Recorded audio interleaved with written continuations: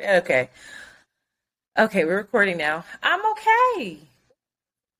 I'm okay. I had a discovery that I project onto people.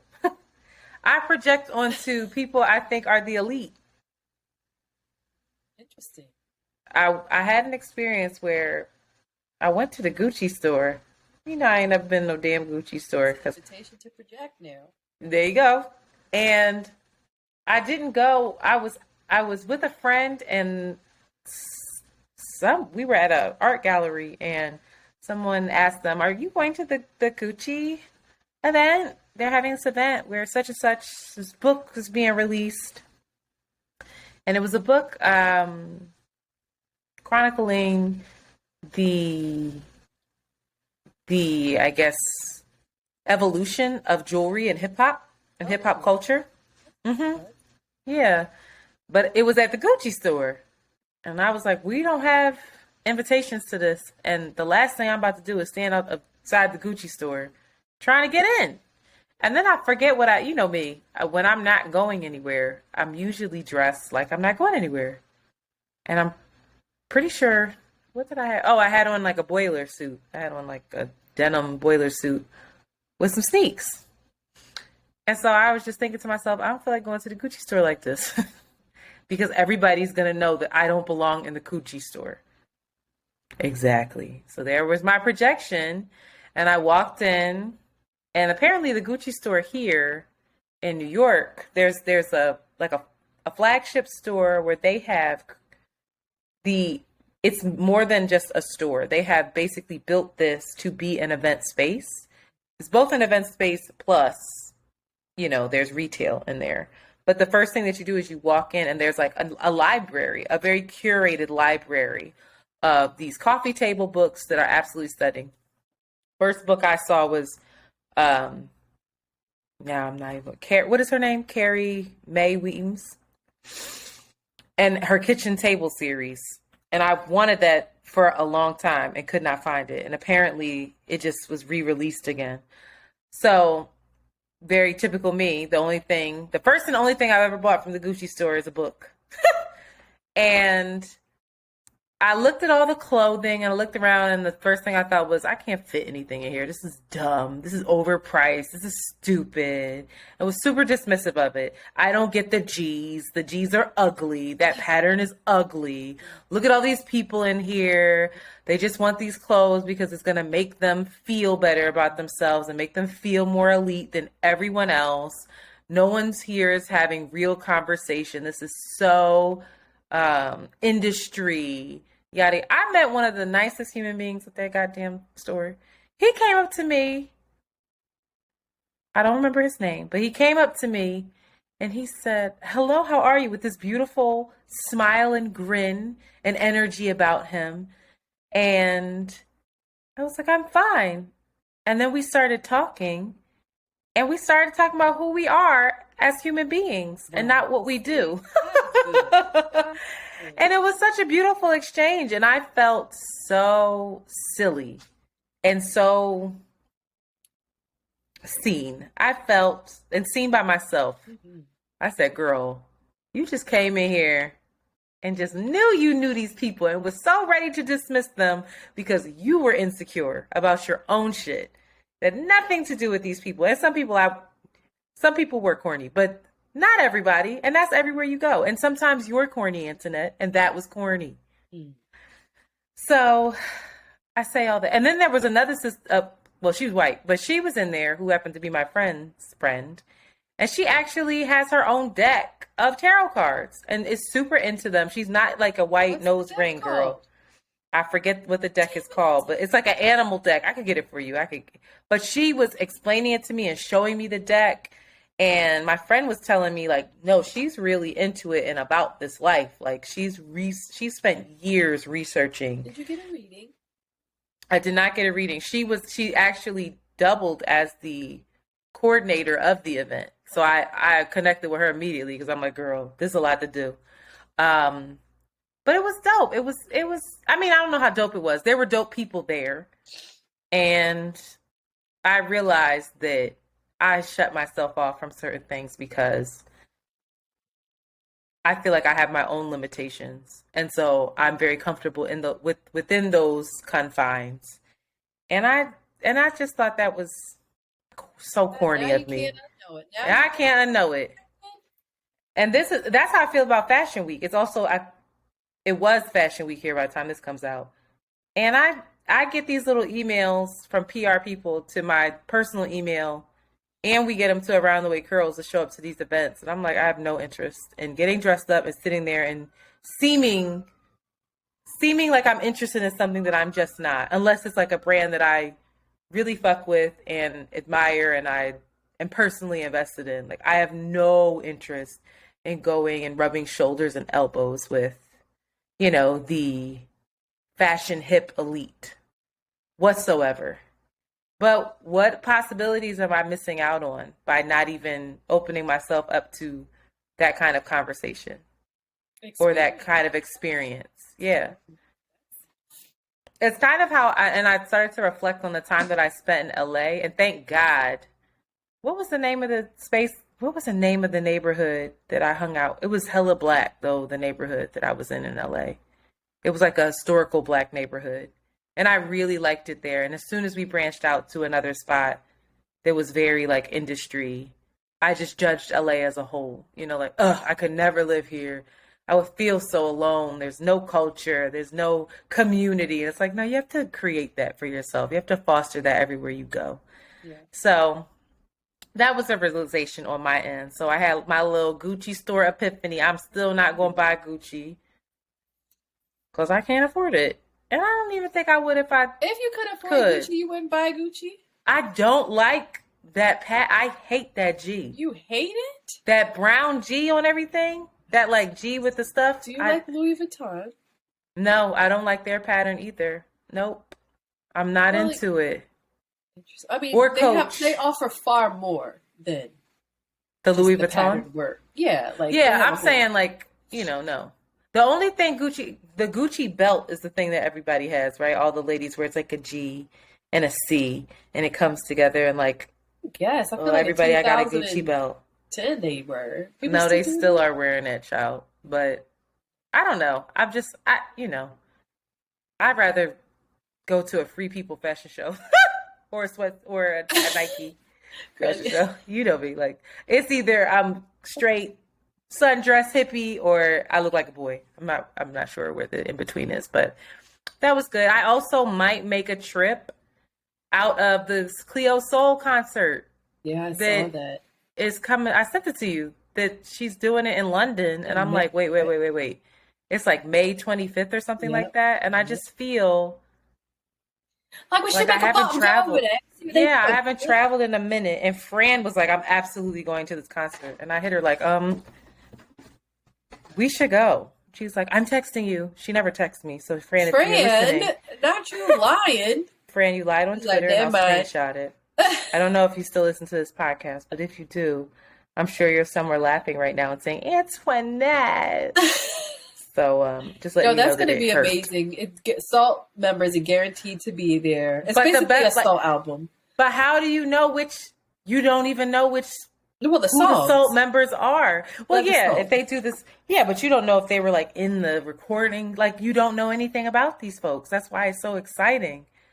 I support you going. I think you should do that. Should I spend my money on that? I think so. It could be fun. Yeah. London, yeah. I don't know nothing about London. It's cold. Rainy. Y'all, tell me about London. Somebody call in and tell me about London. Tell me all the hot spots. Y'all, food is trash, but I heard that there's some places that you can get a good meal. But I want to know, like, I hear that London's... Would you just go to London, or would you, like, branch out and go to, like, Amsterdam, or I don't know. Would you, like, travel around? That's an idea. Germany. I feel like, you know me, though. I like to go places where my American dollar takes me further than... I'm cheap in that way when I travel. I would love to go to Amsterdam. I would love to go to Amsterdam for the thrifting. Every single person that I've seen that's gone to Amsterdam, the pictures of the things that they get is just like a wet dream. Amsterdam is on the list. I still just have so many places that I want to go to. on the continent and in South America and in Asia. I don't know why. I really want to go to Ireland for some reason. Random. I But think I it's just think beautiful. Ireland is beautiful. Yeah. You might find you a Anyway. nice ginger girl. I finished Game of Thrones, and the way I have a crush on what's his name, Tormund. I love me Tormund. I love Tormund. him. I love his face. What a beautiful face he has. But actually, are you finished? Go right ahead, Queen. Who I really love is my Spotify Discover Weekly. I don't know if you guys remember. Shout out to the OOOG listeners, but Jolie hacked my Spotify and ruined it for many. It took me a really long time to get it back to it generating music that I like. I It would thought be other like, people hacked it. well, no, it was Jolie, and then it was the we used my Spotify for the store, so it had all Oh. of my employees' tastes mixed into that. Which a lot of them had really great taste, but it still wasn't like Curated for you. this is my soulmate. This you don't listen to your Discover Weekly? I do, but my Discover Weekly is weird because the music that I listen to has such a vast range. It's like I know. it's very strange. It's like taking me to like Dinah Washington and then going to Oh, like I love it. Afrobeat. It's my soulmate. I love it. I'm excited every Monday. Some Mondays it's terrible and I hate it, and I'm like, you don't know me at all. And then, but this week I was like, oh This my God. artist though that you have written here, I've shared with you multiple times. I've heard her stuff before. She's not new to me. I've played But it her for you. genre, I follow somebody else's playlist. I forgot her name. But it played her most recent album on there. And I listened to her shit before. And in the past, I didn't like the electronic kind of R&B sound. I was like, Say the artist. I don't know how to say her name. I think it's right. Kalila? Yeah. Kalila? She's dope. She's prolific too. Like I went She's back got and a- I saw her catalog. She has a lot of songs. Yeah. She's got a fire ass song too with K Tronada. I love that. That But song her is so other good. songs are a little bit more out there. She's wildly sexy. Have you ever seen her like Yes. before? Oh my god. Yeah, she's beautiful. And but I've also tapped into this genre. Like once I listen to her, then it feeds me all of the other different artists that have this similar sound. And I haven't figured out how to describe it, but it's like R&B, but like electronic. It's not as boppy as K Tronada. It's a little bit more. It's like sensual electronic, right? It's like I don't know. Yeah, There's I like don't know. a flow, I think it has but a it's lot also of UK influence, to be completely honest, because when I was listening to How I May Destroy You soundtrack, she had a lot of songs like that. I feel like it's a UK thing. I don't know, but listen, it also introduced me to a bunch of queer rappers, like, and I was just enjoying it very much. And queer male rappers, I guess I don't know what they identify, but they were going off, child. And that's been my life, and I've really been loving it. I don't know what that means. she's about considered alternative R&B. it. I guess. That's what she's classified herself as. Boxes, more boxes. Boxes, yes. Solange is a big fan of hers. It's like that type of And vibe. the thing about her is that they sound similar. You know how Solange voice, they both have this thing about their voice that is similar. And It's like that a sweet voice. It's not a powerhouse voice. she has a stronger voice than Solange, but it's almost it doesn't change. There's something kind of monotone about it too that is interesting. But I can't listen to it for too long, like an hour or two, and I'm like, all right, I gotta turn you off because you've been saying same key for the past 7 songs. But it's been fun. Check her out, and shout out to Spotify. I recommend you guys to go listen to your Spotify weekly. That is just chef's kiss. Who else are you listening to right now? I need something new because Renaissance still got me in a fucking chokehold. Who else am I listening to? Chokehold. Yeah, Like it's bad over here. That's I don't know. all I'm listening to. I need to go back to Salt. Salt is great. Who do I have on my? I need something that like will get me going a little bit, but doesn't have to be as hype as Renaissance. Well, you should I listen to miss That's what it Miguel. is. I'll send it to you. Bambi's track IDs. That's what I've been listening to. I haven't been listening to hype stuff. I've been listening to Nick Hakim because that's my boo. Mm. Yeah, nothing All right. new, really. She's the newest I thing. feel like R&B is lacking for me right now, but I also am old, so I don't know the new R&B kids as much. But SZA, I'm not into it. I'm sorry. I'm not you don't like into any of the it. songs from it. I can listen to the first 3 songs and like I really like them. I really like Kill Bill. I like SOS, and I like Decided. That type of like I get that the flow is dope, but it doesn't move me. Mm. Doesn't make me feel things. Mm. Like I miss you know how everything's going like people are revisiting old songs and remixing them for their reels and TikTok and stuff. Mhm. That what is that Miguel song? Those Angel Eyes. What is it? You know what I'm talking about? You used it for the book that I bought from Sable Is for that that reel. Miguel?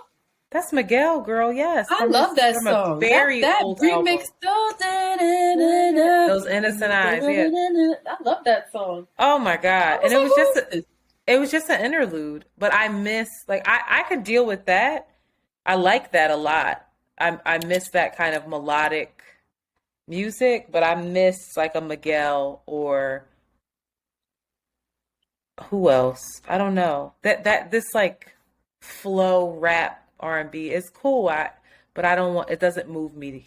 I miss like a hook and a bridge. Yeah, I hear that. I miss that a lot. So I find myself going back to that and then just being really unaffected by what's existing right now. But if y'all have any artists, please help and send them my way. Apparently there's some girl, Coco something now. She can sing. I've been seeing her online. You been seeing her? Cute little brown skinned girl. Yes. Yeah. She can sing too. I don't know her name. I'm just old. I'll listen to her. But anyway, y'all, we are here with another episode of Around the Way Curls. The last couple of weeks, we've been heavy. We're going to lighten it up. We're going to lighten it up because we need that. We also realized that we have so many voicemails and we want to get to these voicemails. And so this is going to be, I feel like every so often we do episodes like this where we just dig into voicemails and they range. So just go along with the fucking flow with us. But I do want to shout out all the listeners who listened last week when we were talking about some of the feedback that we have received. And it honestly, looking back, I think I don't know why that bothered me so much. I was just so upset. But that feedback is so minuscule in comparison to the amount of love that we get. You ain't going to be able to please everybody. But I just want to shout out all the folks that called and just wanted to offer love and light. I also don't think the people that I didn't hear, I guess I did hear the exact voicemail. I don't think she was coming from a hateful place. Oh, no. I think that, and I don't. No, and I wasn't only like referring to that voicemail No. in terms of when I was talking about feedback. This has been cumulative. But I just want to shout out folks for that. People were mad. But Khadijah. Did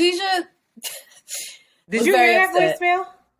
No, but I know Khadijah. Khadijah texted Oh, me you like, know? tell Antoinette that I said. And I was like, okay. Wait, then I'm going to play her voicemail. I'll play her voicemail at the end. If you know her, let me tell you something, y'all. This Khadijah girl will don't fight for play.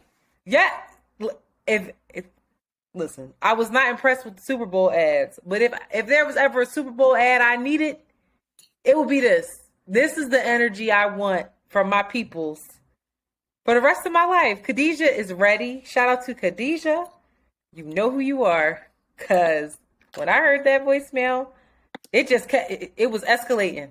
And I said, oh, girl, she started. And I feel like she wrote down what she was going to say, because unless she just speaks that well, and it was coming off the dome, I can't wait for you to hear it since you know her. That's hilarious. I wasn't going to play it, but now I'm going to find it and play it. But in the meantime, in between time, we want to thank all the folks that support us on Patreon. Forgive me, I do not have a full list this week. We'll come back with that list next week of all the new patrons. But if you want to see our beautiful raggedy, oh my God. Still, I think you have a piece of tissue that just fell from your chin to your lap. It is getting tricky over here. Well, I was going to say if you want to see our beautiful faces, feel free to join Patreon for as little as $5 a month. You can watch these episodes. Or as much as 10 if you feeling generous now. I think we should leave with 10 from now on and see what happens. Okay. Netflix prices. But Definitely if you want to do that, then you go ahead and do that. But what we would ask, since we see the numbers going up, we see folks, new folks coming on over. Shout out to you. You know who you are. Please rate and subscribe. Please rate and subscribe. That is one of the best things that you could do for a podcast is to give your little rating. It takes about 2 seconds on Apple. And yeah, tell a friend. Thank you for being here. We so appreciate it. And yeah, let's pay some bills. Let's take a break. And then we will come back and we will get into our listener voicemails. You want to sing, Shorty? After these messages, we'll be right back. Boop. Okay. Ready? Yep. Voicemail number 1.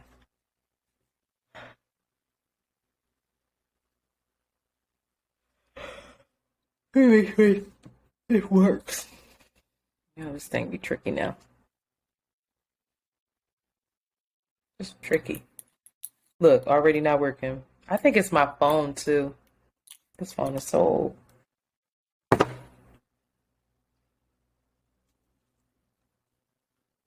Hey, Internet. Hey, Shanti. So, I Okay. never in my wildest dreams. Ready? And we are back. So, first voicemail up right now. Hey, Internet. Hey, Shanti. So, I never in my wildest days, so I will be calling and leaving a voicemail. But here I am, just because the last objective, it got me chill. It got me. So, it was from your conversation about your friend and what she should do with the relationship and being in love with someone who is not available. I'm going to say, like, my little tidbit, but from two perspectives, because I am a married woman. However, I also am just a woman in general, and I've been single, so I understand. But I would just encourage your friends to also think of the karmic load of it all. You know what I'm saying? Like, you gotta bear the heavy as the crown, honey. So, you know, if she does that to another person, thinking about what this would imply to their relationship. Also thinking about, is this just a character flaw? Does this man just make bonds with people all the time and then just up and leave them? Is this just something that shows us how he is as a person? I don't know. That's where I go with it. But I also just think if this is this spiritual love that she's talking about, I don't know if God would send, you know, someone who else who made another covenant with another person to you. I feel like, sis, you gotta read the fine lines.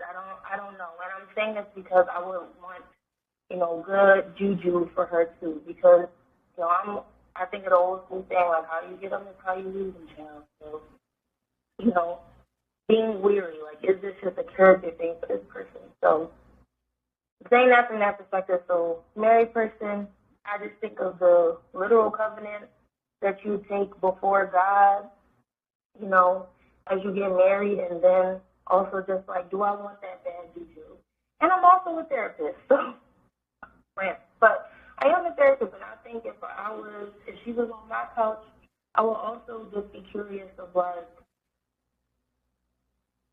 is this also a pattern for her to kind of enmesh in these certain boundaries and kind of be in these sticky places? I just wonder if she's doing herself a disservice by having so much enmeshed boundaries where she doesn't wound up getting her needs met, you know, in certain situations. So who knows if he can't be there for her? Like, are you doing yourself overall a disservice by putting yourself in a situation where you know someone may never be able to show up for you in a particular way? So that's my thoughts, y'all. I'm driving too, but I just wanted to say that I'm also from 3-2, so hey y'all. But thanks, guys. Bye. Thoughts? I think she was spitting hot fire. I think those are good questions in terms of for your friend to sit with and ask herself and again figure out what her whatever her entanglement may be in this process and why they are entangled. I think those were just great questions, and offer a lot of, if answered and taken seriously, can really help explore the situation. Yeah, I agree. Especially the last bit around, is this a pattern for her? You know, is this something where in her world does she often find herself in these situations where she doesn't get her needs met? And I'm gonna ask her that because knowing her, I'm like, oh, ding, ding, ding, ding, ding, ding, ding. Yeah. But I will say that she sat with this episode. And I had her permission to talk about it, so I want to make that really clear. But she sat with the episode and she heard it and she was just like, you know, it was helpful for her, but she did say she was curious to know if there was going to be feedback provided and what people were going to say. So hopefully this helps, Shorty. Shout out to you. You know who you are. You are loved. But thank you for that. And I think those are great questions that we can always ask ourselves when it comes to any pattern. Like, how does this, what is this pattern and why? So shout out to the therapist calling or whatever for Philly. Speaking of therapy, this next one, we might all need it after this because this is for all the confused biracials. Ready? Hello. Oh man. First, I'd like to say that I've only been listening to you guys for a little bit being maybe one, or you ladies, maybe 1 or 2 months, and yeah, I've liked it. I thoroughly enjoyed it.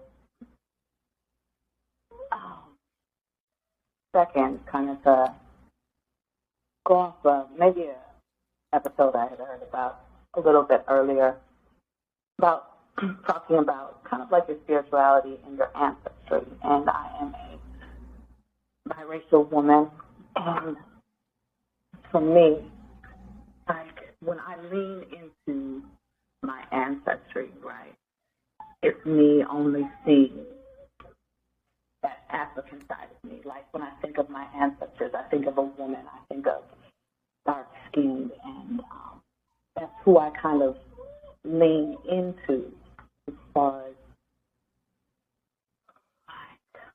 guide me. You know, it's only that my African ancestors, and I don't know if I would say I lose sight of that other part of me, right? That Caucasian side, that white side of me. I don't think about that side of me. I don't, not necessarily that it may be that I dismiss it, and maybe it's because we are where we are right now, and I have this,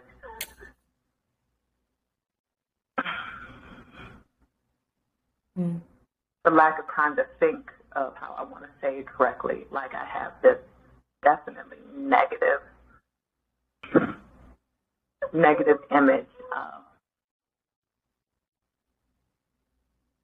those ancestors before me on the Western Europe or that European side of me. And I wonder,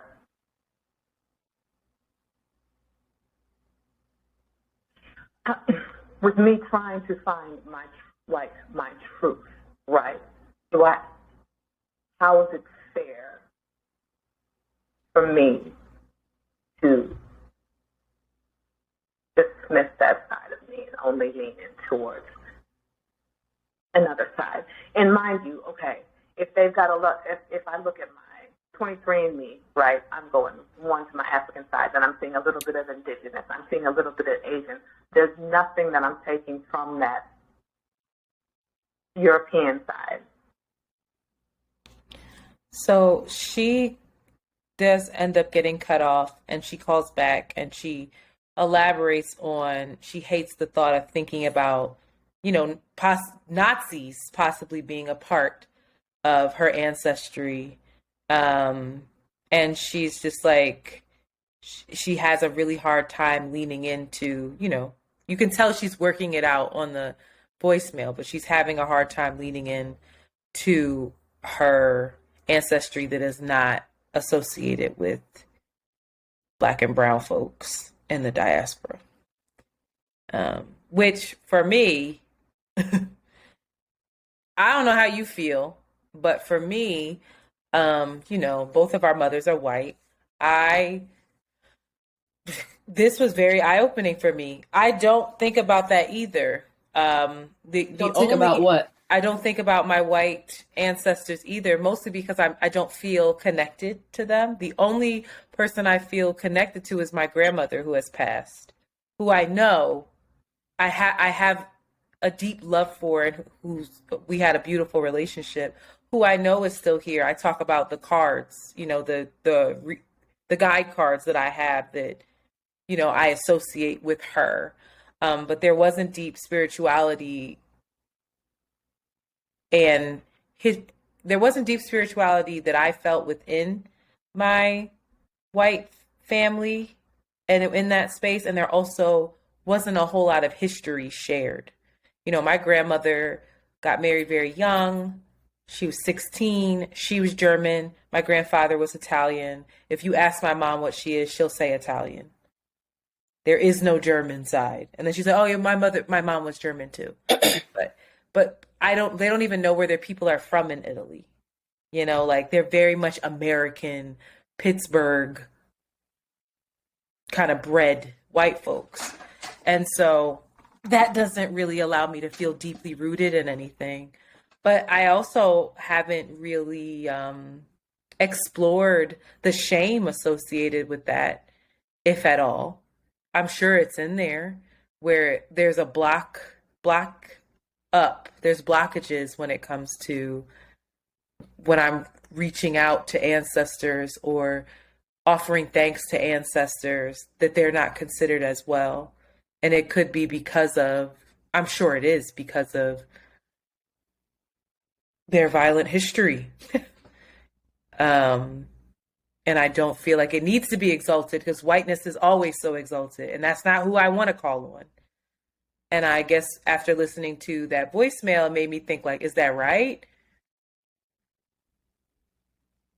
I don't know. What about you?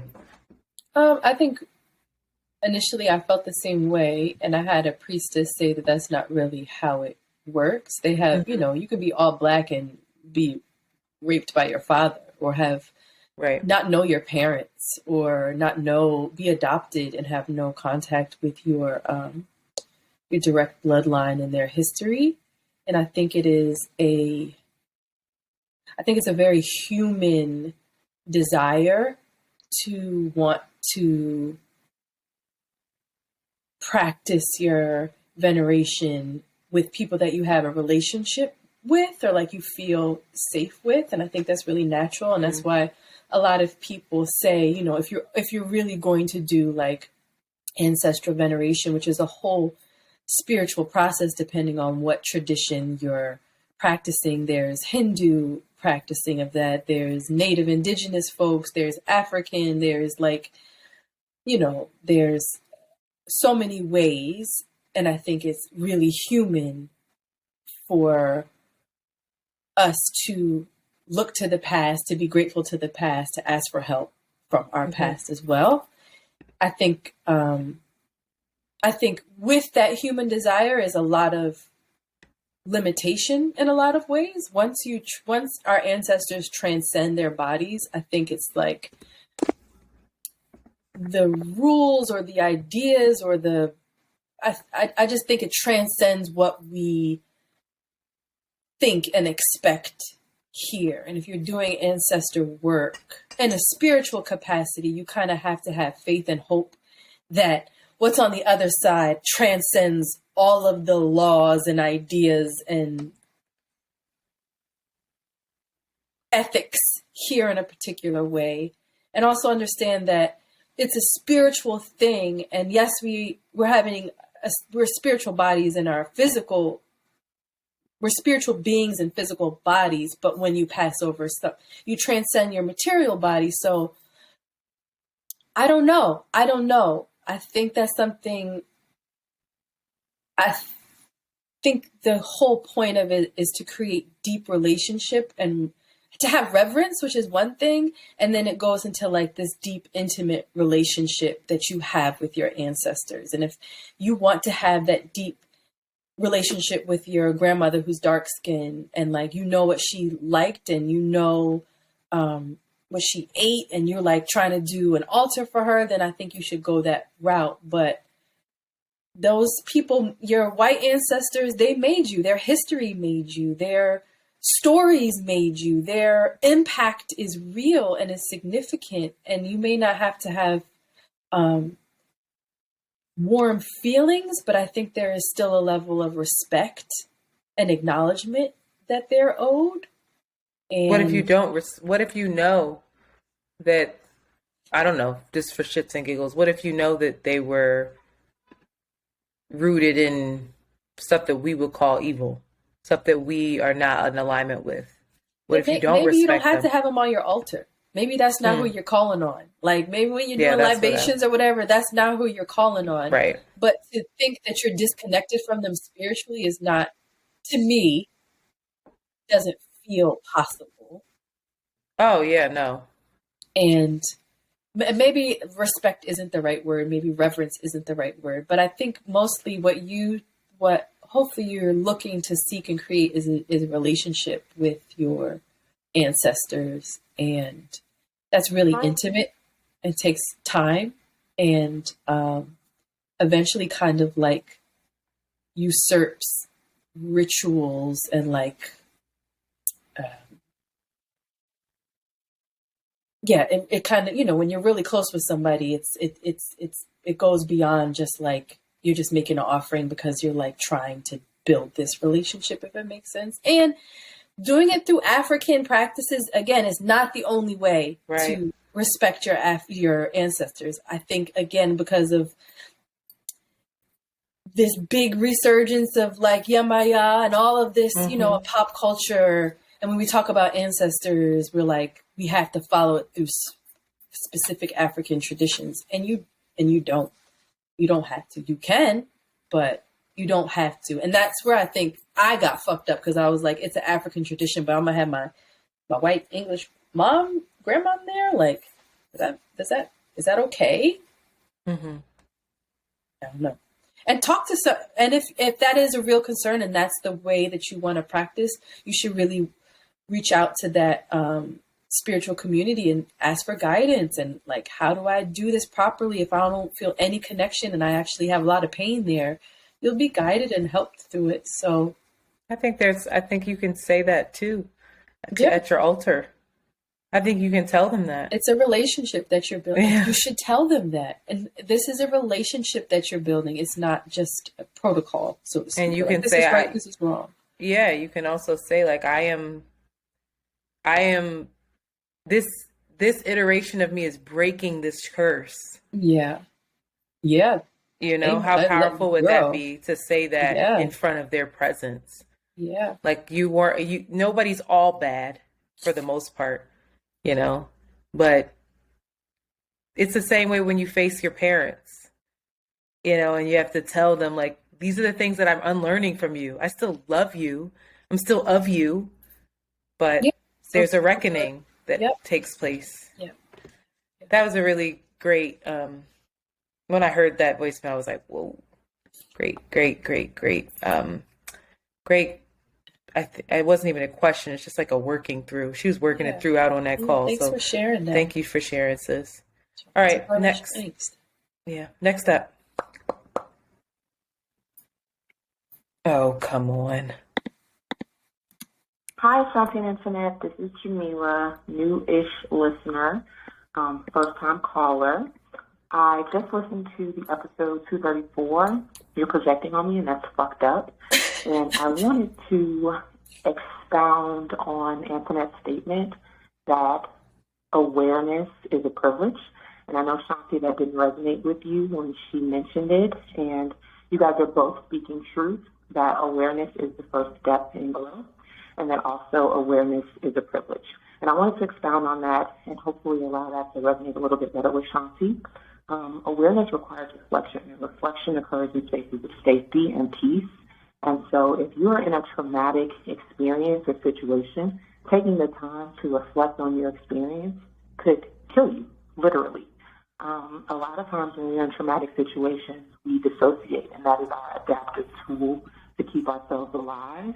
And if we are dissociating or not needing to attach to it as a means to survive it, then there is no space of safety to reflect on our experience and thus become aware. It's similar to how I describe to my patients. I'm a licensed clinical psychologist. When they talk about their emotionally unavailable, usually parents or elders, and I talk to them about their experiences and how their experiences were so traumatic that to literally stop and experience and reflect on your experience could have gotten them killed. And so that is a lot of what gets internalized and what gets oftentimes, unfortunately, passed down is this idea and understanding that there is no value in reflecting on your feelings, and it could also be dangerous to take the space to reflect, depending on your current environment. And so, yes, awareness is the first step in growth, and to take the space to become aware, there has to be some peace and some safety to allow you to reflect. And so that's it. I'm not sure. I've never called before, so hopefully I don't get cut off. I think it would let me know.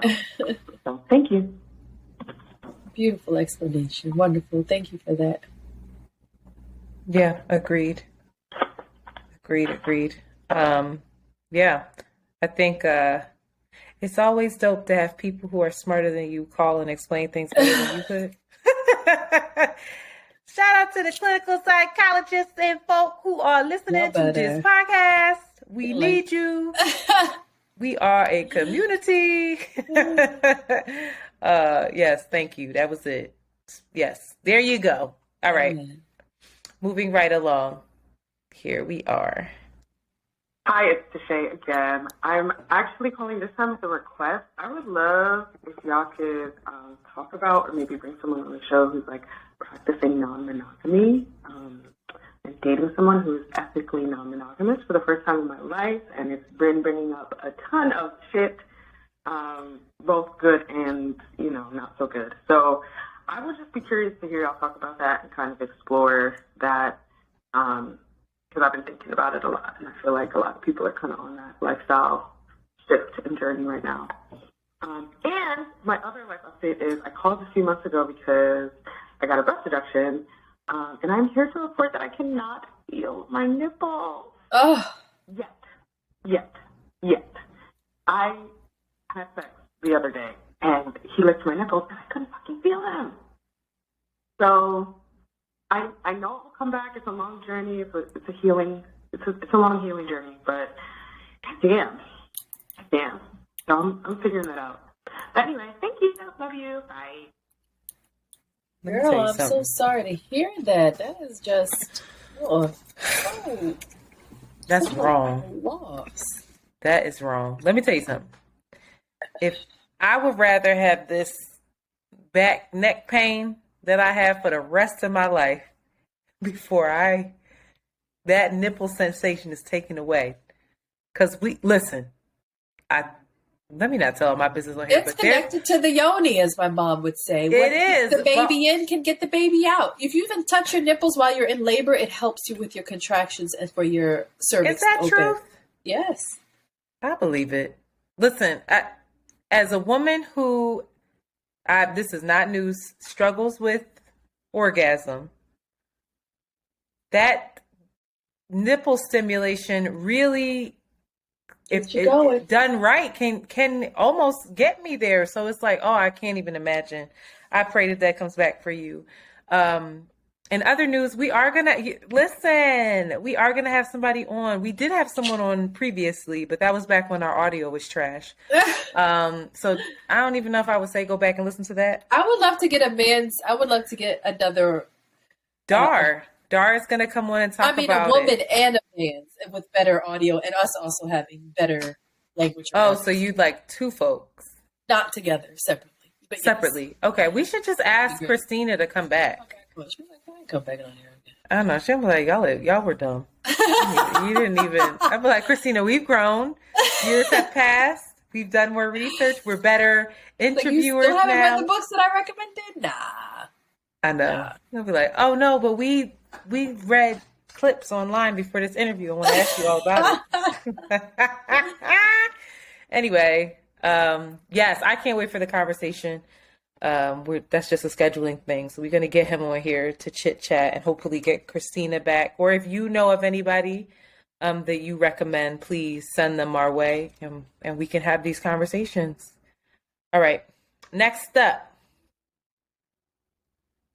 Peace. This is Brother Jamal.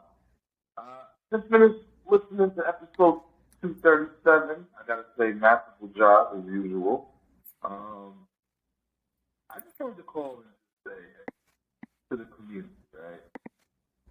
I think we're forgetting one word. This is in reference to how you guys started it off.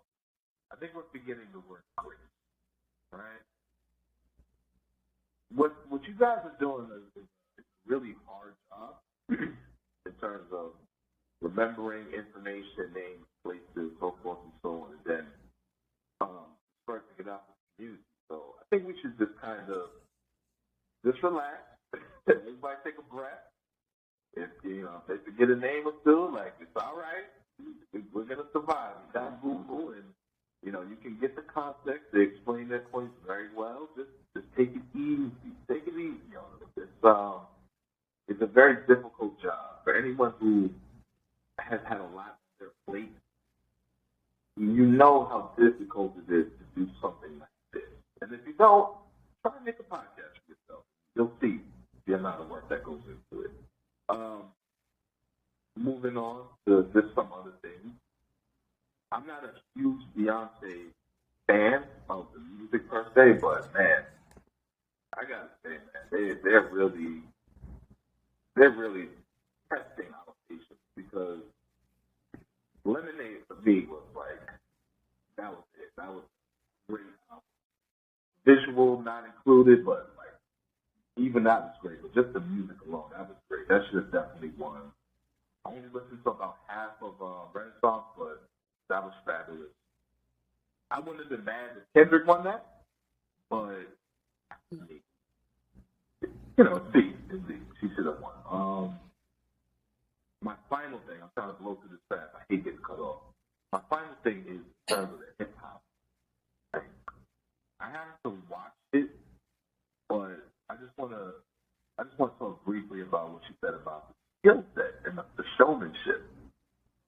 I tell people this all the time. This is no hate. This is no knock on the newer generations that come up. I'm born 83, right? So, yeah, I'm aging myself. So I grew up young, Biggie and Pac was alive. I was young when they died. My heyday, I grew up on X, Hov in his prime, I was in the second prime, Snoop Dogg, Outkast, 3-6, like all these people that really Missy, Buster, that know how to perform. You can tell this significant drop off in not just the skill level in terms of songwriting. He got cut off. I'm gonna keep playing it. He go on and on though. You can hear in his voice he not playing. And I'm back. This is Brother Jamal. See, every time I start talking about hip hop, I can just talk for hours. Anyway, I'm gonna keep it briefer. He did. Basically, hip hop as a culture right now is under attack in terms of the fundamentals. Where are the breakdancers? Where the b-boys and b-girls? Where the street graffiti artists? We have the entrepreneurship sold up. These are talking about pillars of hip hop. You have to look it up, look up KRS. He talks, a lot about this. But in terms of the songwriting, the emceeing ability, the ability to rock the crowd, I would love for y'all to touch on it and just kind of pontificate and reason, of the artists that you have to reason it. Why is the skill level decreasing? Is it because of the microwave type music? We can go back to ringtone music, the ringtone era, where there's not really a chance to really showcase your emceeing ability. Is it just been made first by TikTok, or was TikTok the cause of it? Because you only need about 15 seconds to blow up. But that 15 seconds doesn't usually translate into actual crowd participation. The call and response to the MC is gone. The ability to move the crowd is gone. Because the song is just not that good. It's a little catchy, a little hook.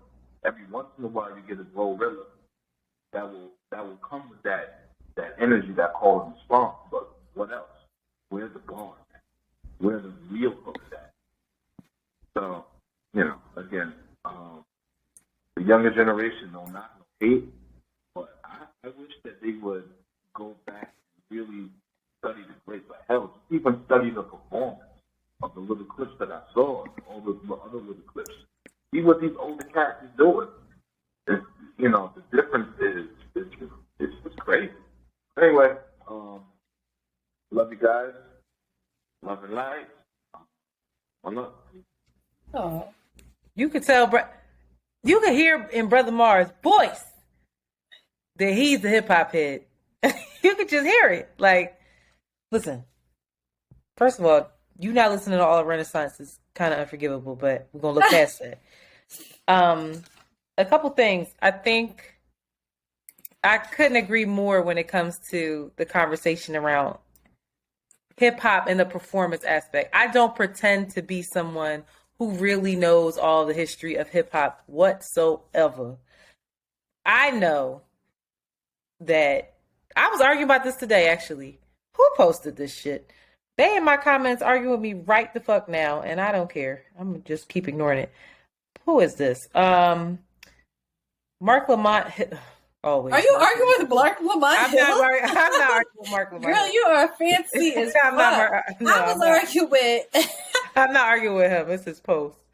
But anyway, Billboard / Vibe, I guess in collaboration with Vibe, posted the top 50 greatest rappers. And my comment, the top, let me just give you the top 10 they have. Jay-Z, Kendrick, Nas, Tupac, Eminem, Biggie is under Eminem, Lil Wayne, Drake, Snoop Dogg, Nicki Minaj. So I responded, was like, Black Thought is so Oh, sorry. I apologize. It's fine. I responded, was like, Black Thought is so disrespected. Also, unpopular opinion, Nas is too high, and Beanie Siegel might deserve to be on his list. Now listen here. Not top 10 at all for Beans, but top 50, yes. Listen,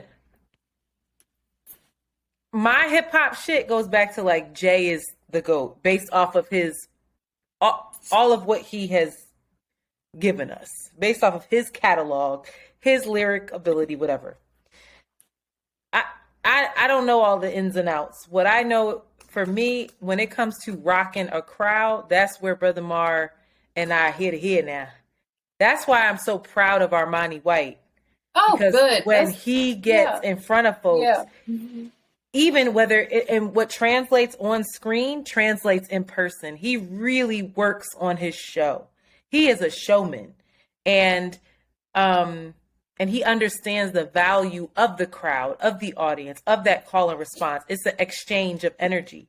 I will never forget seeing Busta Rhymes, DMX. I saw these people live and was like, what? Busta, I will never forget how he shut down Powerhouse one year in Philly. And I was like, I've never seen no shit like this in my life. Where it was the entire arena was shaking. It was absurd how skilled he was at his show. You look at Missy, and you don't even need all the dancers and stuff. Yeah. DMX wasn't up there dancing, but it was an exchange. It was an honest exchange. Look at Kendrick. Kendrick has that. You know, like Kendrick is doing that. And even Jay, like Jay talks about the Hard Knock Life tour, or was it the Hard Knock Life tour? What tour was that? The DMX and him were on. When DMX starts, and he's like, DMX is just growling. Rough Riders? Was he on the Rough Rider when he was on Rough Riders? I don't know. I don't remember what tour it was, but he talks about how DMX was growling. DMX is just behind the stage. And then he's out, and people are losing their fucking minds. He goes out there, he performs. Then in the middle of the show, he takes his shirt off. So now the ladies are going crazy, like, ah! And then by the end of it, he's fucking crying and praying with the audience. No, he's it's like, what? He's not to be fucked with. No. And then Jay-Z was like, and then I have to close the show. And I'm like, it's a hard knock life for us. He's like, what? How many fucking shows of this do we have that I got to come out after this dude? And he was like, from there on out, he understood, like, oh, this is deeper than what I'm doing. Yeah. I feel you. I feel you, Brother Mark. But I think we're also older. I think that we have... What? Huh? Oh, that's Blue. Oh, you can hear Blue. Everyone, my like, cat is eating, and her feeder, that's my voice on her feeder, letting her know it's time to eat. Go ahead. I think that there's still possibility of young rappers that we just don't necessarily have our finger on the pulse, and we think that all these littles are like the only ones people out here when it's really not true. I mean, I think about Baby Keem, who is the cousin to Kendrick. Mm-hmm. I think about Isaiah Rashad. I think about, I can't believe I'm blanking on his name, but I fucking love him. He Little is Yachty. Remember when you called him? First of all, what did you call him? I feel like Little Yacky. I feel like Little Yacky is showing the potential or the flex of artistry that some of these kids that we're dismissing as just like tattooed and are actually spreading their wings and doing shit and doing weird shit and doing new stuff. And I'm not mad at them. I don't know if we're ever going to return to that hip hop era, but I don't think it's all dead. I think capitalism has fucked it all up. The money grab, surprise, the labels, surprise. We blame capitalism. For real, I think it's really just, made cookie cutter rappers where, again, like the history, the artistry, the passion. Ja was making ringtone music, but he was still performing his ass off. He was still performing his ass off. Ja was out here running from side to side on that stage, sweating. I think there's hope. I really do think that there's hope, and it just may not be. We're just at that age, y'all back in my day, the performance. my mom is appalled when she sees Jay-Z. She can't stand my dad when he sees. I can't understand them. They're just up there walking around. They're not performing. I feel like the expectation and our expectation of performance is always changing. Jay-Z's another level though, because his wordplay and flow is. But my mom and my dad heard the Temptations of Michael Jackson. Niggas was like singing, dancing, and like she's like, "What is this? This is complete. This is mayhem. This is lower chakra." I really don't understand what these kids saying now. My T gonna kill me with all this background. It's nothing I can do. I live in the ghetto. All right. Next up. Thank you for that, Brother Mar. When he comes with the peace, you know what the fuck it is. I got my morning voice on, so it's gonna sound a little sensual, but this ain't that type of party right now. I'm the mystery friend that hooked up internet with the guy that works in politics that don't know how to respond to text messages. I just have to say, I really feel like, okay, I introduced you two. I thought that would be a good idea to introduce you to because the man talks too much. Maybe not too much, but he talks a lot. And I figured figured you two would have a great time talking.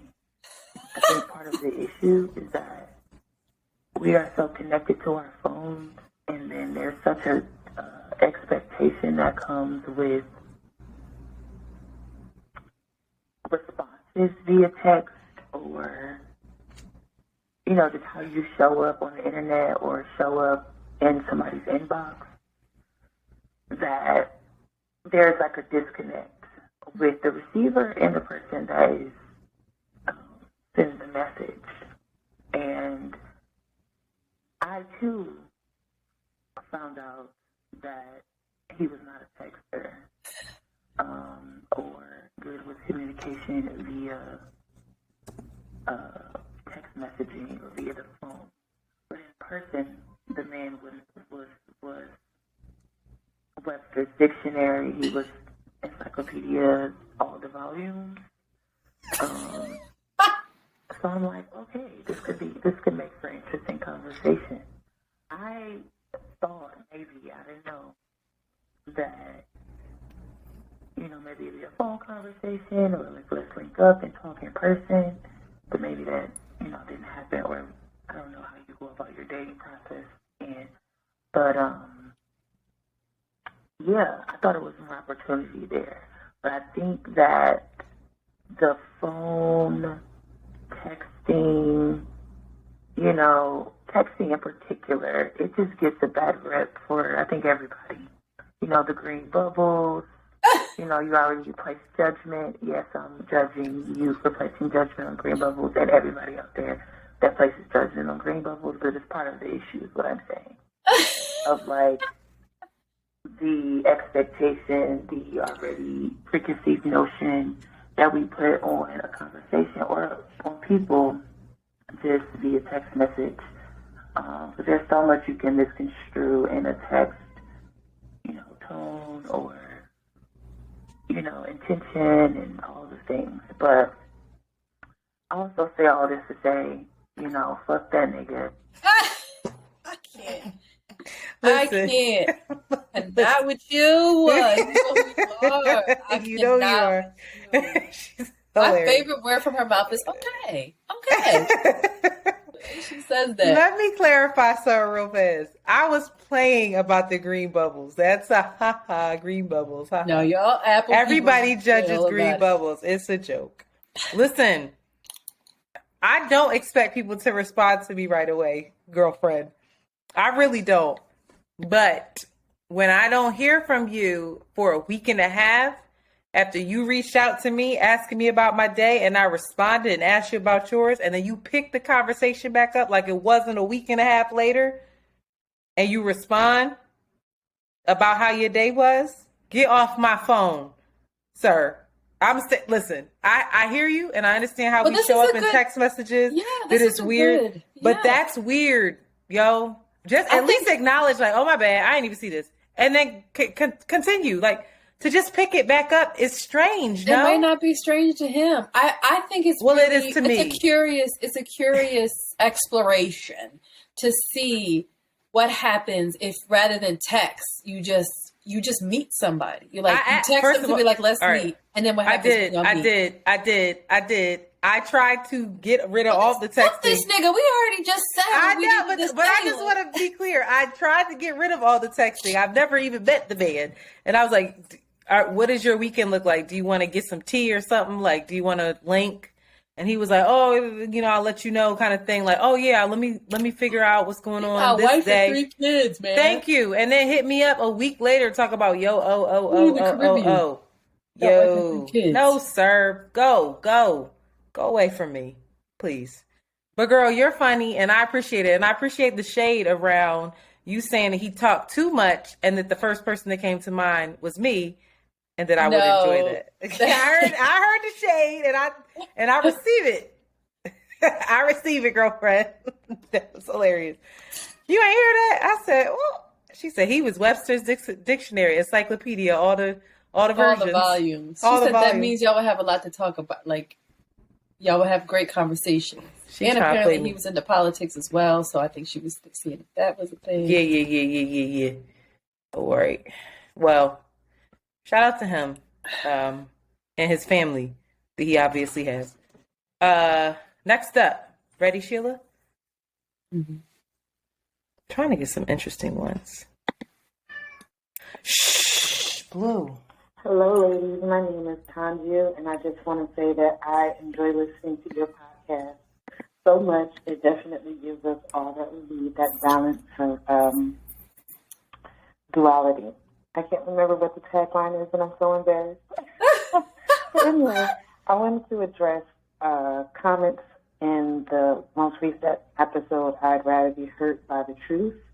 Shanti, I want to say kudos to you for deciding to date yourself. I think that despite being in a relationship, despite being a parent, is one of the most healthy things that you could do for yourself, especially as your kid gets older, your relationship changes. Like, who are you throughout that process? Are you still paying attention to the things that you love about yourself or your hobbies, or, you know, just being sensitive to what you need as a person, because life happens and the relationships could change in such drastic ways, you know, not just admirable splits or things of that nature. You know, life could get a little bit more serious than that, where you have to spend the rest of your life without that person, and if you don't have a sense of self, I've seen it firsthand where, you know, people become more like a vegetable in a sense, because now it's like, okay, well, what do I do? You know, who am I? What do I like? And having to find out those things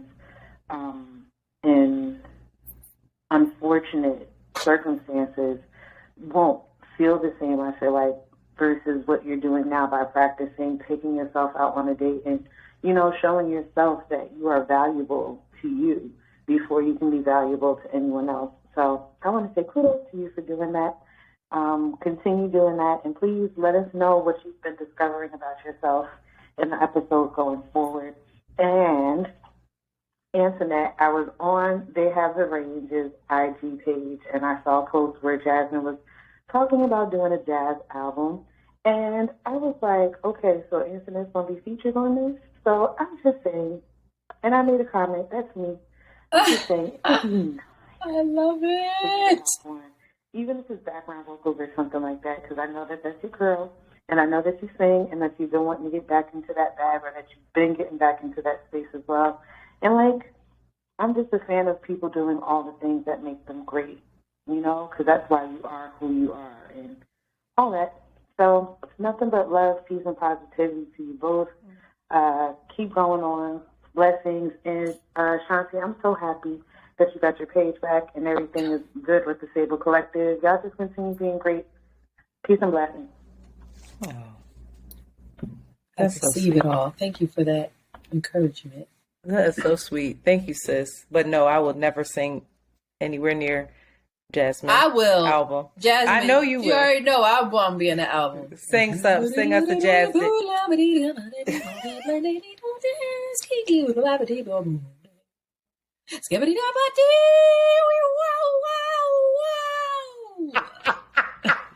Fuck it up. Jasmine, stop playing me. She keep trying to hide me. I didn't like it. She keep trying to. She do. Do you remember when you were singing Pick Up Your Feelings and they posted that on Embracing Black Culture? They did? You don't remember that? When you were in the I final didn't know thing it was and you were like, Embracing- don't forget to come. Do you remember when you were singing that? Yeah. She said, did. skibbity blah. Let me tell you something, Jazz. I'm her manager. Hit me up. We can make this happen, all right? Oh, man. Thank you for that, sis. All right, y'all. Only a couple more left. Okay. Oh, here's another one about being the other woman, child. Hi, ladies. This is Liz. I'm responding to the latest episode, which is I'd Rather Be Hurt by the Truth. And I found myself really triggered, I think for the first time, like really listening to y'all. And I had to like listen back like 3-4 times because sometimes your brain shuts out things that you don't want to hear. Only because I am super triggered by like cheating and like affairs and emotional affairs and all those type of things. Not because there's anything wrong with recognizing or realizing you have feelings for someone else. I just think it's the secrecy element of it, like you all were talking about, like, we'd rather just know the truth, I think, and Oh, fuck. Can you put... I tried to tee up the other one, the next one. Can you put the time here? Monty, please take this out. I can't stand myself. Oh, we got to go. For Big real, girl I gotta go soon. Baby girl. We only got 2 more. I already took 3 off. All right, ready? Try it one more time. hi, ladies. This is Liz. I'm responding to the latest episode, which is I'd rather be hurt by the truth. And I found myself really triggered, I think, for the first time, like, really listening to y'all. And I had to, like, listen back, like, 3-4 times, because sometimes your brain shuts out things that you don't want to hear. Only because I am super triggered by, like, cheating and, like, affairs. Oh, my. What's happening? Affairs and all those types of things. Not because there's anything wrong with recognizing or realizing you have feelings for someone else. I just think it's the secrecy element of it, like you all were talking about. Like, we'd rather just know the truth, I think, and I don't believe that love can exist in secrecy. I think love can only exist out loud. So if you are being loved in secrecy, it makes me question, is that love? Because I don't want to be loved in secret. And so if the love is real, then it should be strong enough for you to be able to love out loud. And if that means hurting someone's feelings in the process, then, okay, at least you told them the truth. And to me, that validates the probability that the relationship or the experience that you are trying to have is going to actually work because it was started in honesty. But I think things that are started in lies and sneaking around and any level of secrecy, I don't think those are the situations that turn out positive because the standard for what is expected has kind of already been set. So definitely super triggered this episode. I got some work to do. But I really just don't think that you can be loved truly in secrecy. And so if you realize that you do love someone that has a partner, then they show it to you by ending the element of secrecy and choosing you. I don't think there should ever be a situation where you're not chosen. Anyways, love y'all. Whoa. A mic drop. Whoa. That's what I'm talking about when smarter people call. I'm confused as to why she's triggered, though. Like, that Maybe triggered it's something in her experience or just made her upset? That's probably why. I think that's Okay. what she's saying. I'm sorry. I don't think she's. Oh, somebody just called with a voice. I don't know. Listen, I agree. But I've also been sitting with how much happens and is executed and is quote unquote successful that is built on rotten soil, that is built on lies, that is built on a lack of integrity. And it's been really,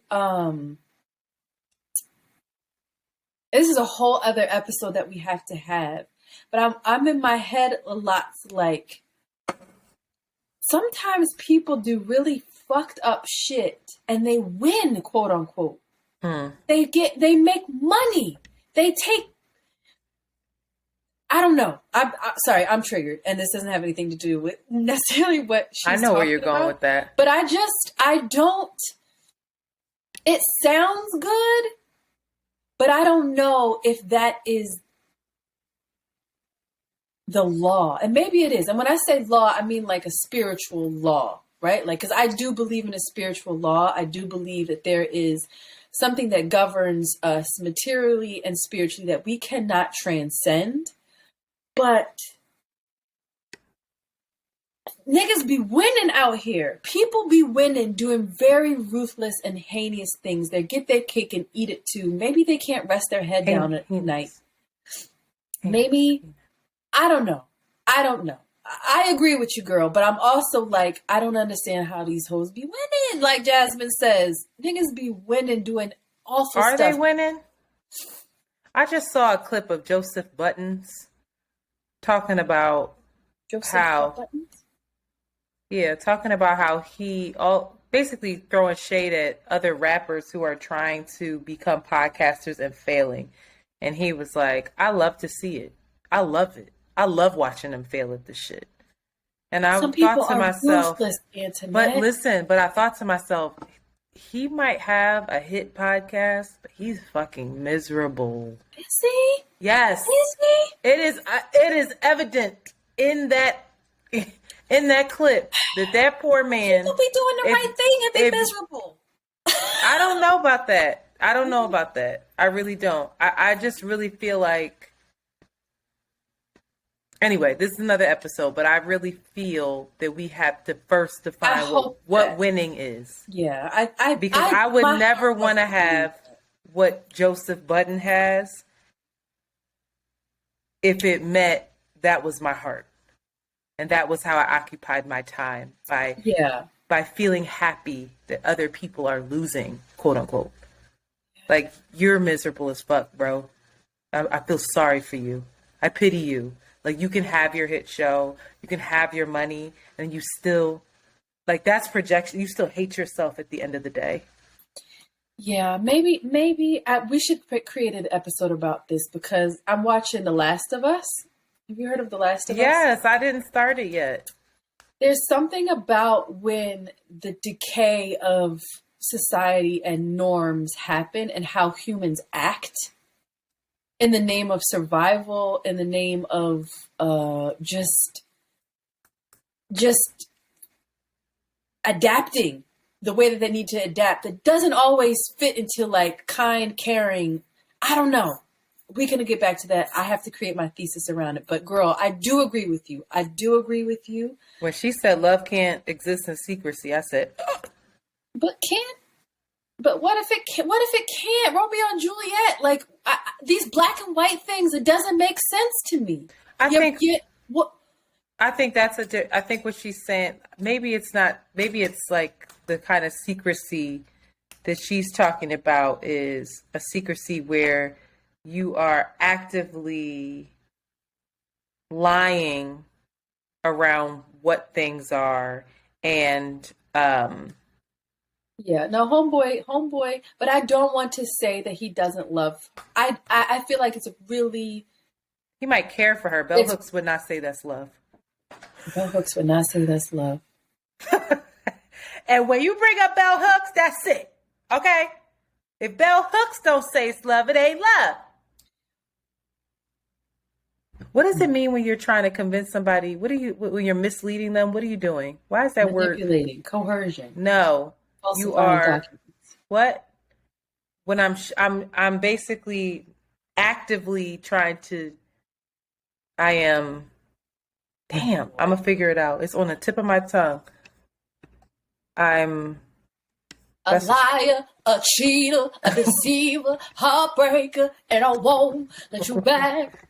Jazz, I can sing that too. I can get soulful too, Jazz. Did you hear the vibrato? Girl. Because I'm taking. All right. We're losing Shotzi. This 2 more, and I think this is your friend calling from 2 different numbers. I don't know. 2 Khadijahs called.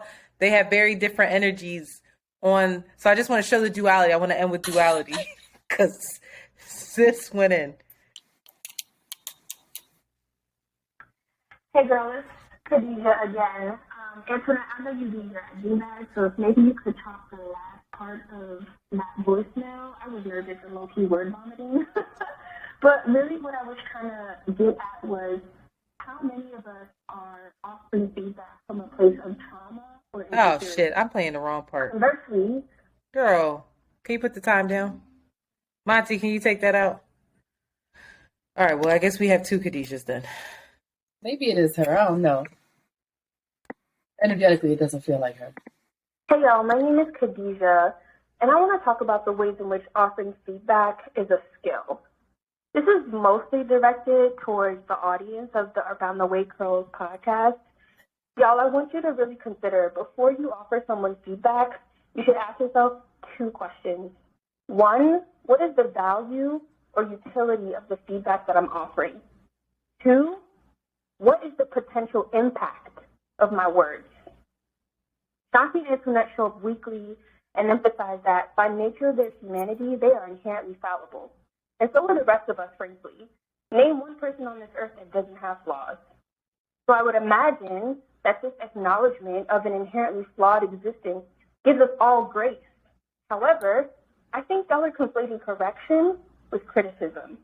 Just because Shanti and Antoinette are open to feedback doesn't mean that we have license to recklessly critique them. And so for those of you who are being harsh in your approach, I challenge you to explore why. Why do you feel compelled to critique someone harshly? Do you talk to yourself this way? Was that the precedent set for you when you were growing up? Were you the object of harsh critique? Do you have your own healing and inner work to do? My guess is yes. If I had to hypothesize, I think a lot of y'all have your own healing and inner work to do, and it shows up in the way that you treat and talk to other people.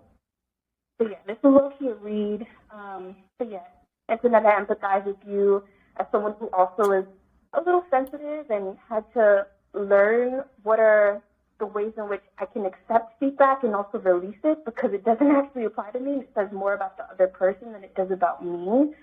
So yeah, I would implore you to not carry all of that baggage, because some of that baggage is not even yours. Anyways, peace out. Listen, Articulate, eloquent. that applied to me though, because when she asked those questions, I thought, wow, when I'm being judgmental of people and I'm doing the exact behavior that upsets me, these are all questions I need to ask myself. I don't know. That held up a mirror to me, baby. I said, all a mirror. We all are one being. It's all of us. We all just one being having a human experience. She said it's not what'd she say? She said, confusing correction with criticism. It's a show. Someone say to JoJo. when she's like, I don't like this. Excuse me. No, she said, when she said, is that the way that did you grow up hearing harsh critique? Did you ask? When she was asking those questions, I said, yes, I did. Like all of that really resonated. So, girl, Antoinette, reel it in, honey. I don't know if this is the same person. You said that you had a friend named Khadijah. We have a friend. She is a listener. We have a friend, but you know her personally, right? Khadijah's definitely my friend. After I heard this, let me say something. Fuck somebody up. I don't want to kill the vibe. K dot. Let me tell you something. This is about to be my voicemail. Just wait for it. Wait till you see how this shit escalates. Okay? All right, ready? For real. Oh God. This is me again, back for part 2. Oh, that's the same girl. I listened to, I'm about probably 7 or 8 minutes into today's episode. It's February 13th. And I am very, very fucking proud of the work you're doing, not only on but for yourself. I see your growth, and this podcast is quite literally like evidence of your evolution as a human being, trying to make a way in this world. And I just want you to know I see you, and I'm immensely proud of the shifts you've been making for yourself. It upset me greatly to listen to some of the things you've endured while getting on this platform, this very free platform, and showing yourself to us. You don't have to do that, and it's not easy. People don't know how hard it is to show up without performing, to show up as your full fucking self. And Antoinette fucking does it with her whole ass. That is a privilege. Nobody knows what the fuck they're doing. Nobody fucking knows it. For you to get up and try to chastise somebody who is merely just trying to be positive and pass along a message is disgusting. You should be fucking ashamed of yourself. And that will lead me to my next and last point. Now, I don't know how many times I got a call to tell somebody, watch your fucking mouth when you're speaking on these two, but here I am once again having to repeat myself. It's upsetting me and my homegirl homegirls and I, and both me and my homegirls, I've said this once and I will say it loud enough again for the stragglers in the back. If you do not like it, do not listen. Contrary to popular belief, just because you have an opinion doesn't mean you have to share it. And I would implore you to look up the difference between constructive criticism and merely letting hot air out your face. Now, if you're looking for quote-unquote polished, performative perfection, then please feel free to take your useless, inauthentic ears somewhere else. This podcast is a real-ass space for real niggas in search of authenticity, a greater sense of self, tangible tools to navigate this life, laughter, and above all, real-ass joy. With all the disrespect I can garner, I just ask that you politely shut your fucking mouth. Oh my God, it's now. Real human beings doing real things. Yo. Shut your mouth. Shut your fucking mouth. Or you can come see me about it. That's all. Love y'all. You're doing a great job.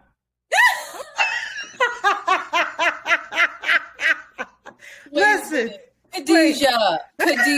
Wait. Girl. Khadijah, thank you. But wait, I wasn't ready. I played that I played Wait that a because minute. I aspire to be able to read people in such a way. That was a masterclass in reading the fuck out of people. I don't know if they needed to be read like that now, Khadijah, now. But I'm going to say this. That's the energy I want. That's the support I want. Begin to give us harsh credit. Not yet. It hasn't even happened But yet. let me tell you, if you do, this will be saved. And I will play it every week. I think we should cut it up and just have little snippets. Do you think that we could give her somebody and just say, can we keep this part? Can we polish it up a little bit? Can we just insert blowing air out your face? Listen, I play that because everybody needs a laugh. And that made me laugh, Khadijah. That was funny. I don't think we've ever met, and I appreciate that so much. I'm trying to, Shanti, that's the energy I want. You have met Khadijah. I'm so sorry. You will be disappointed with me for Antoinette. I'm sorry. Why? That's me being, because that's not the energy that that's for the energy something I like want. that. For something like I'm saying that, if anybody ever like steps to me on some shit, that's the energy, okay? yes, but not that people did. It's the level of stepping. I don't know if that. I there's just said levels that. to the disrespect that recall for that. And I don't again, know, these people have yet. They ain't call us bitch. They ain't come out of our names yet. When and if that were to ever happen, Listen, we are not sharing voicemails or sharing comments anymore. Because it got tricky. I don't know if we should play that. Is that just a Patreon exclusive? Or are we keeping it in? Really? Exclusive. How are we going to end the episode then? Monty, you let us know what you think. King, listen.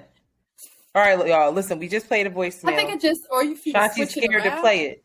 I think if you switch it around, I think it should end on the other girl has said. Why? Keep that energy, Shanti. Keep the energy, Shanti. Shanti doesn't want to end with the voicemail that I played where this girl's cursing everybody out. And I love it. I think it's hilarious. I don't know if it was... It shows the difference. Duality is a thing. Duality is a thing. I also don't know if those were the same people or if both of their names were Khadijah. Okay. No, that's just God showing interesting dynamics. Duality is... Khadijah, both Khadijahs. She might really... Coming through with the come through. Because she texted me and was like, tell Internet that I left a message. And I was like, okay. Listen. I get the energy. I just, from hearing I guess it's cumulative. You haven't heard the critique. Cumulative. That's the point. That's why you're like, it's not a big deal. You're not in my inbox No, getting the critiques I that I'm haven't heard getting. anybody say you saying crazy shit, like off the wall, like who the fuck you talking to? I feel like a lot of people have come misinformed, critiquing maybe harshly, but with liking the show and liking us and being like, I like you guys. I want y'all to do this thing, insinuating that maybe we should do a performance. You guys are being combative because we're feeling uncomfortable, which should be addressed, but gonna attack. Homegirl should be physically hit for that. Who said anything about hitting her? Well, Don't escalate it. The That ain't energy what is Khadijah said. here we go, being combative about combat. I don't know. I'm not being combative. I That get ain't it. what she said. All right, she said, "Come see about me." It was To talk. All right, y'all. Khadijah, both of you Khadijahs, you're a real one. And I know, and that's the thing. I think most of the critiques are coming from a place of love, except for the hating ass. They aren't, though. They The one are not hating all. You the one have that I not heard all of them, and you have not seen all of them in my inbox because I don't send them to you. That's You what I'm should. trying to tell you. Because I don't want to make you feel uncomfortable. Why? People say fucked up stuff about me in comparison to you. I'm telling you that, and you're not hearing that. You're not hearing that.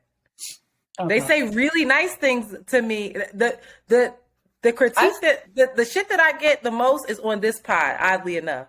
The thing is, people couldn't love me more. They so nice.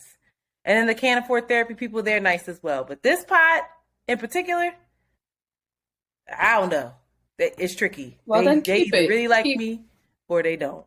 Or they don't. Real? I wish you would send it. From what I see and what I've heard and comments, I feel like people love you and care about. They us do. and care about the our majority, friendship. yes, but there's a handful that are good and they need to be possibly cussed out. Curse y'all out, and then maybe they'll never listen again because they're like, "Whoa, listen, whoa." I played that because I played that because I think that energy is hilarious, and I also played that because my ass, that is the energy that I want to know exists within my friends. It's like when I'm not gonna say her name, when that one girl came for me on social media that we know, and I didn't even know it was going on. And before I got on there, Jasmine, Amanda, Tina are all getting with her. I had no clue. I was like, why am I getting all these notifications? And they tearing her ass up. That's the energy. It's like, I don't even, it's something about maybe that's a Libra thing. I don't know, but it's something about feeling protected in that way where it's like, before you even try it, understand what you're going to be. That's the energy I give too. Like that. What did Rashid call it? That you on what list is that? Whooping ass. Something with a whooping ass team. Yeah, like that's the whooping ass team. That's the like, okay, Vaseline, let's go, hair back, we ready.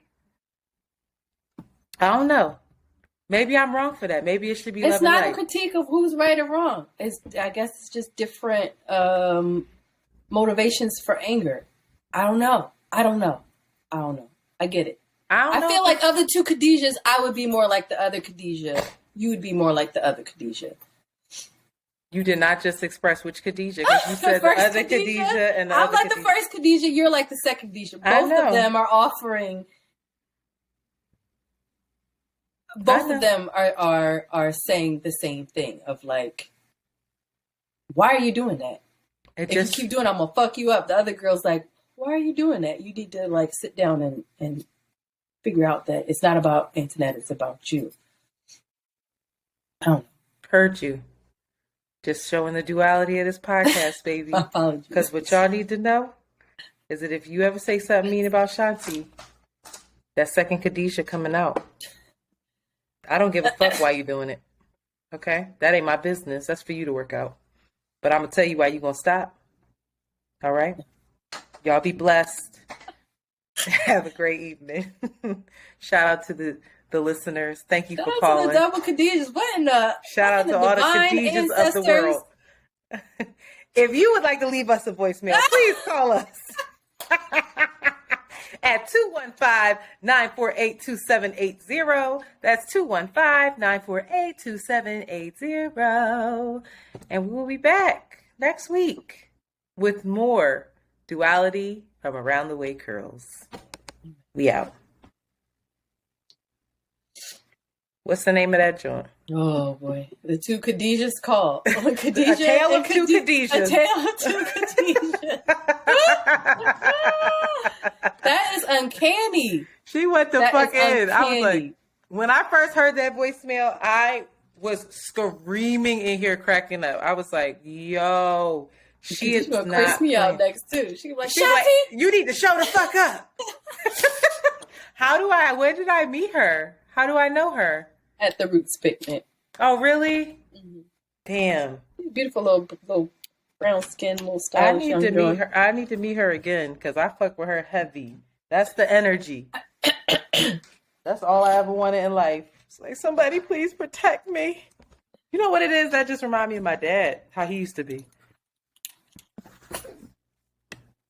The Tale of Two Khadijahs. Let me spell their name right. Somebody else just called. I'm so curious to know what they said. No transcription. No. Let me see. Oh, it's Penny. Remember the girl Penny? Penny? Yeah, Penny. Her hair is just always killing it. Leave a quick minute. I wonder if you've spoken to your rich friends about the way you handle your checks. What? Remember when I was talking about hanging out with friends? I ain't. Oh. Who are richer than me? I am not bringing that up again. These bitches Why? listen Somebody to the heard about it? podcast. I told you somebody's already not speaking to me over something I said on here. Oh. I was like, Never all right, texted well. back? No, I don't really care either, because if you listen to that and didn't think, And haven't come up and said anything. It's like, ugh. yeah, if you listen to that and didn't think to yourself, like, oh, maybe I should have said something. That's really on you. Also, we weren't that close, so it ain't that much of a loss. It's like, oh, all right. And also, I reached out. It's like, Yeah, you did everything you could. and I didn't say anything that wasn't truthful. So there's that. I'm so nervous. My dad just called me and left me a voicemail. Who called? Are you still recording? Oh, yeah.